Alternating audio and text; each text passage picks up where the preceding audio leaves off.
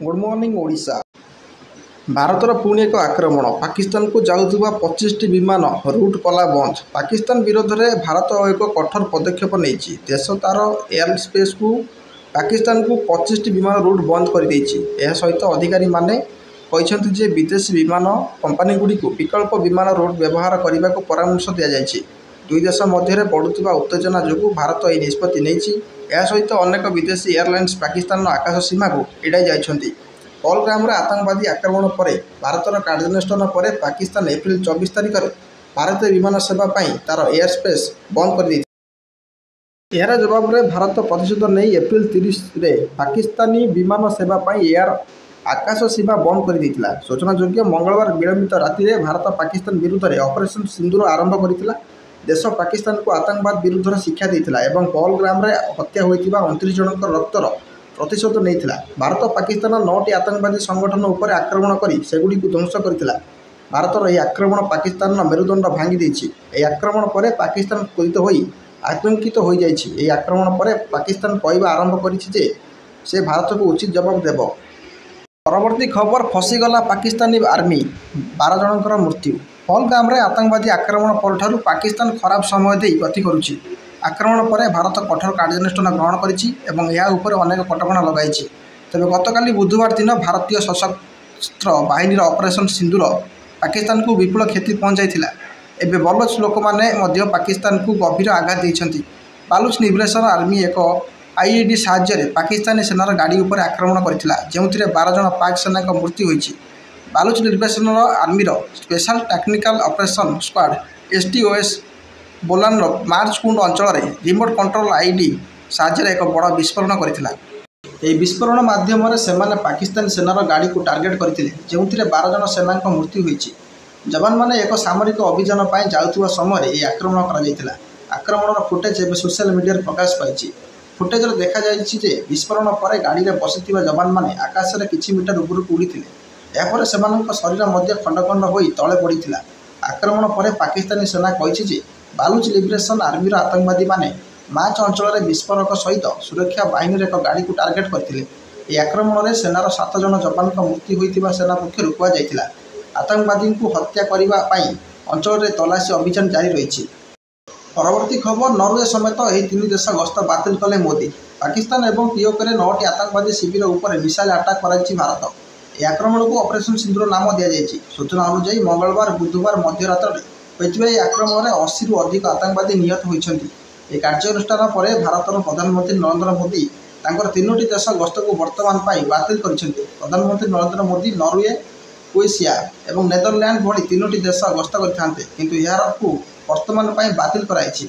प्रधानमंत्री मोदी यह यूरोपीय देश में अनेक गुरुत्वपूर्ण द्विपाक्षिक आलोचना और बैठक में अंशग्रहण करते। तेज वर्तमान पर्यंत प्रधानमंत्री मोदी विदेश यात्रा बातिल होबार कारण स्पष्ट कराई किंतु जातीय सुरक्षा वर्तमान स्थिति को ध्यान रखी निष्पत्ति कहुच्छी। परवर्ती खबर ऑपरेशन सिंदूर पर भयभीत पाक सेनार गुली वर्षा जड़े जवान शहीद। ऑपरेशन सिंदूर पर जम्मू काश्मीर नियंत्रण रेखा एलओसी रे भारत और पाकिस्तान मध्य उत्तेजना बुधवार चरम सीमार पहुंची। वायुसेनार यह आक्रमण पर बुधवार पाक सेना अस्त्रविरति उल्लंघन करिछि। फल भारतर सीमावर्ती क्षेत्र में 15 जन नागरिकों मृत्यु होइछि। पाकिस्तान सेना बुधवार जम्मू और काश्मीर नियंत्रण रेखा एलओसी निकट अवस्थित ग्रामगुड़ी को टार्गेट कर प्रबल गुलीमाड़ चलाई। यह गुलीमाड़ में लांस नायक दिनेश कुमार शहीद होती। अधिकारी मैंने सूचना प्रदान करते। सूचना था कि गुलीमाड़ में भारतीय जवान गुरुतर होते। आहत सैनिकों को तुरंत डाक्तखाना को निया डाक्तर मैंने बचाइवाई यथासंभव चेष्टा करते किंतु दुर्भाग्यवशत भारतीय सेना जीवन रक्षा हो पारा ना। भारतीय सेना पक्षर यह विषय में सूचना दी जाएगी। शहीद जनक हेले दिनेश कुमार शर्मा 32 वर्ष हरियाणार पलवालार मोहम्मदपुर गाँव निवासी। 5म फिल्म रेजिमेंट नियुक्ति दिया। भारतीय सेनार व्हाइट लाइट कर्पस बलिदान को सलाम करिछि। परवर्ती खबर आज कलबल कर ताती हिटवेव अलर्ट जारी। मे 8 रु 13 पर्यंत ओडिशा रे गरम सह गुड़गुड़ी अनुभूत होबार संभावना थिबा नहीं भारतीय पाणीपाग विभाग आईएमडी बुधवार सूचना देछि। मे 7 रे अपराह्न संध्या समय मयूरभंज बालेश्वर गंजाम गजपति रायगढ़ मालकानगिरी कोरापुट नवरंगपुर केन्दुझर और कलाहांडी जिलार गोटे किंबा 2टी स्थान में 30 रु 40 किलोमीटर बेगर पवन बहवा सहित झड़ वर्षा जारी रही पारे। ଏହି ସମୟ ମଧ୍ୟରେ ମୟୂରଭଞ୍ଜ, ବାଲେଶ୍ୱର, ଗଞ୍ଜାମ, ଗଜପତି, ରାୟଗଡ଼ା, ମାଲକାନଗିରି, କୋରାପୁଟ, ନବରଙ୍ଗପୁର, କେନ୍ଦୁଝର, କଳାହାଣ୍ଡି, ଅନୁଗୁଳ, ବୌଦ୍ଧ ଏବଂ ଢେଙ୍କାନାଳରେ ଗୋଟିଏ କିମ୍ବା ଦୁଇଟି ସ୍ଥାନରେ ହାଲୁକାରୁ ମଧ୍ୟମ ଧରଣର ବର୍ଷା ମଧ୍ୟ ହୋଇପାରେ। ସେହିପରି ମେ 9ରେ ବାଲେଶ୍ୱର, ଭଦ୍ରକ, କେନ୍ଦ୍ରାପଡ଼ା, ଜଗତସିଂହପୁର, ପୁରୀ, ଗଜପତି, ଗଞ୍ଜାମ, ନୟାଗଡ଼, ଖୋର୍ଦ୍ଧା, କଟକ ଏବଂ ଯାଜପୁର ଜିଲ୍ଲାରେ ଗରମ ଏବଂ ଗୁଳୁଗୁଳି ଅନୁଭୂତ ହେବ। ପରବର୍ତ୍ତୀ ଖବର ଅପରେସନ୍ ସିନ୍ଦୁର ଉପରେ ଏପରି କହିଲେ ରାହୁଲ ଗାନ୍ଧୀ। ଭାରତୀୟ ସେନା ପାକିସ୍ତାନ ଏବଂ ପିଓକେ ମଧ୍ୟରେ ଥିବା ଆତଙ୍କବାଦୀ ଆଡ୍ଡା ଉପରେ ଏକ ବଡ଼ ଆକ୍ରମଣ କରିଛି। ଏକ ମିଳିତ ଅଭିଯାନରେ ଭାରତୀୟ ସେନା, ନୌସେନା ଏବଂ ବାୟୁସେନା ପାକିସ୍ତାନର 9ଟି ସ୍ଥାନରେ କ୍ଷେପଣାସ୍ତ୍ର ଆକ୍ରମଣ କରିଛନ୍ତି, ଯେଉଁଥିରେ 100ରୁ ଅଧିକ ଆତଙ୍କବାଦୀ ନିହତ ହୋଇଥିବା ଜଣାପଡ଼ିଛି। ଏହାକୁ ଅପରେସନ୍ ସିନ୍ଦୁର ନାମ ଦିଆଯାଇଛି। ପାକିସ୍ତାନ ବିରୋଧରେ ଏହି କାର୍ଯ୍ୟାନୁଷ୍ଠାନ ପାଇଁ ଭାରତର ବିଭିନ୍ନ ନେତା ଏବଂ ବ୍ୟକ୍ତିତ୍ୱ ଭାରତୀୟ ସେନାଙ୍କୁ ପ୍ରଶଂସା କରିଛନ୍ତି। ଏବେ ଏହି ସମଗ୍ର ମାମଲାରେ କଂଗ୍ରେସ ନେତା ରାହୁଲ ଗାନ୍ଧୀଙ୍କ ବୟାନ ମଧ୍ୟ ସାମ୍ନାକୁ ଆସିଛି। କଂଗ୍ରେସ ସାଂସଦ ଏବଂ ଲୋକସଭାର ବିରୋଧୀ ଦଳ ନେତା ରାହୁଲ ଗାନ୍ଧୀ ଏକ୍ସରେ ଲେଖିଛନ୍ତି, ଆମେ ଆମର ସଶସ୍ତ୍ର ବାହିନୀ ଉପରେ ଗର୍ବିତ। ଜୟ ହିନ୍ଦ। ସେହି ସମୟରେ କଂଗ୍ରେସ ଦଳ ମଧ୍ୟ ଏହାର ଅଫିସିଆଲ ଏକ୍ସ ହ୍ୟାଣ୍ଡେଲରେ ଟ୍ୱିଟ୍ କରି ଲେଖିଥିଲା, ଜୟ ହିନ୍ଦ କି ସେନା।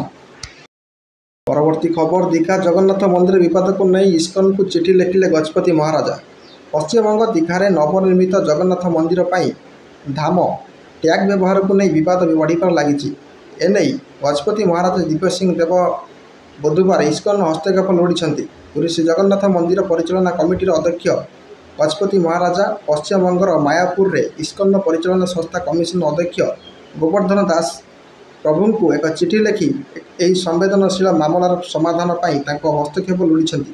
ଦୀଘା ମନ୍ଦିର ଟ୍ରଷ୍ଟର ଇସ୍କନ ପ୍ରତିନିଧି ରହୁଥିବାରୁ ସେମାନଙ୍କ ସହାୟତା ଲୋଡ଼ାଯାଇଛି। ପୁରୀ ଶ୍ରୀକ୍ଷେତ୍ର ବ୍ୟତୀତ ଅନ୍ୟ କୌଣସି ସ୍ଥାନ କିମ୍ବା ମନ୍ଦିରକୁ ଜଗନ୍ନାଥ ଧାମ କୁହାଯିବା ଉଚିତ ନୁହେଁ ବୋଲି ଦର୍ଶାଯାଇଛି। ତେବେ ତାଙ୍କ ଚିଠି ପୁରୀ ଶଙ୍କରାଚାର୍ଯ୍ୟ ସ୍ୱାମୀ ନିଶ୍ଚଳାନନ୍ଦ ସରସ୍ୱତୀଙ୍କ ଏକ ଭିଡ଼ିଓ ବାର୍ତ୍ତା ସହିତ ମେଳ ଖାଉଛି। ପଞ୍ଜାବରୁ ପ୍ରକାଶିତ ଏକ ଭିଡ଼ିଓ ବାର୍ତ୍ତାରେ ଦୀଘାର ସଦ୍ୟ ଉଦ୍ଘାଟିତ ହୋଇଥିବା ମନ୍ଦିର ପାଇଁ ଜଗନ୍ନାଥ ଧାମ ଶବ୍ଦ ବ୍ୟବହାରକୁ କଡ଼ା ସମାଲୋଚନା କରାଯାଇଥିଲା। ଆହୁରି ମଧ୍ୟ ସେ କହିଥିଲେ ଯେ ପଶ୍ଚିମବଙ୍ଗର ମମତା ବାନାର୍ଜୀ ସରକାର ଅଛନ୍ତି।